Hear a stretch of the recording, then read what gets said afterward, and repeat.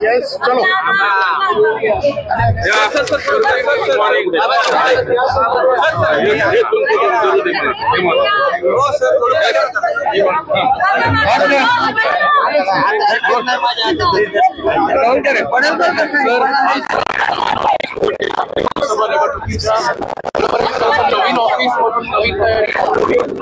ही अतिशय आनंदाची गोष्ट भारतीय जनता पार्टी पुण्याच्या वतीनं नवीन कार्यालयाची सुरुवात त्या ठिकाणी करण्यात आली आहे। आमच्या सगळ्यांकरताच कार्यकर्ते म्हणून कार्यालय ही आमची प्रेरणेची जागा आहे।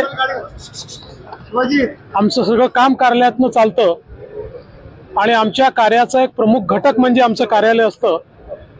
आणि मी पुणे भाजपचं अभिनंदन करेन की अतिशय चांगलं कार्यालय या ठिकाणी तयार करण्यात आलेलं आहे आणि मला विश्वास आहे की जसं अतिशय चांगलं कार्यालय या ठिकाणी झालंय तसंच पुण्यात भाजपचं काम देखील चांगलं आहे। लोकसभा असो की विधानसभा असो एक प्रचंड मोठा विजय हा आमच्या महायुतीलाच या ठिकाणी मिळेल हा मला विश्वास आहे। आज चिंतन बैठक झाली तिकडे काय बैठक कोण उपस्थित होते? ही नियोजन बैठक होती। साधारणपणे आम्ही मधून मधून अशा बैठका घेत असतो, विशेषतः निवडणुकीपूर्वी आम्ही अशा बैठका घेतो की ज्याच्यामध्ये निवडणुकीच्या निमित्ताने जे प्रमुख पदाधिकारी आहेत त्यांची मतं ही त्या ठिकाणी ऐकून घेतली जातात।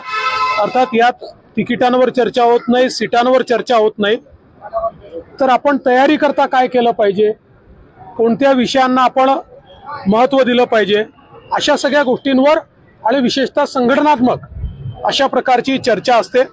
राष्ट्रीय संघटन मंत्री त्याकरता आले होते आणि एकूण संघटनेचा आढावा हा राष्ट्रीय संघटन मंत्री आणि राष्ट्रीय सहसंघटन मंत्र्यांनी घेतला आहे। मुंबईमध्ये आज अजित पवार गटाचा मेळावा झाला आणि त्या ठिकाणी जे बॅनरवरती नवाब मलिकांचा फोटो हा लावण्यात आला होता।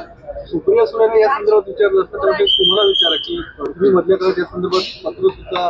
माझी भूमिका पक्की आहे, जी माझी भूमिका आहे तीच भाजपची भूमिका आहे, त्यापासून आम्ही तसूभरही दूर झालेलो नाही। सुप्रियाताई म्हणतात तुमच्यावर अन्याय होतो, भाजपमध्ये 105 आमदार असूनही टीव्हीवर फक्त सीएम दिसतात, दादा दिसतात, फडणवीस साहेब कमी दिसतात, तुम्ही फक्त विमानतळावर दिसता म्हणे।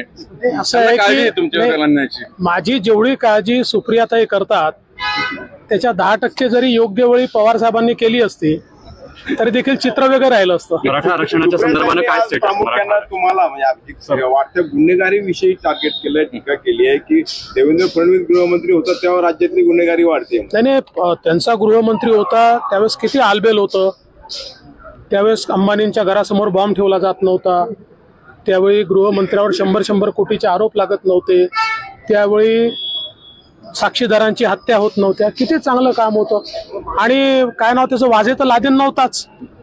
त्याच्यामुळे आता काय उत्तर याच्यावर द्यायचं, भूमिका बदलता। किती दिवसात सर्वेक्षण पूर्ण होणं सगळं योग्य वेळी होईल।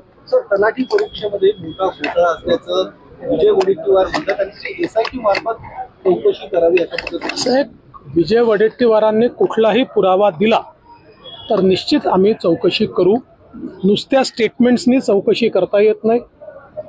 आज इतक्या मोठ्या प्रमाणात महाराष्ट्रामध्ये आम्ही परीक्षा घेतल्या, ट्रान्सपरंट पद्धतीने आम्ही या ठिकाणी पूर्णपणे सगळ्या परीक्षा कंडक्ट केल्या आहेत, पण कुठल्याही परीक्षेत कोणीही जर पुरावा दिला तर ती परीक्षाही रद्द केली जाईल आणि त्याच्यावर कारवाई देखील केली जाईल, त्यामुळे त्यांनी पुरावे द्यावे। राम मंदिराच्या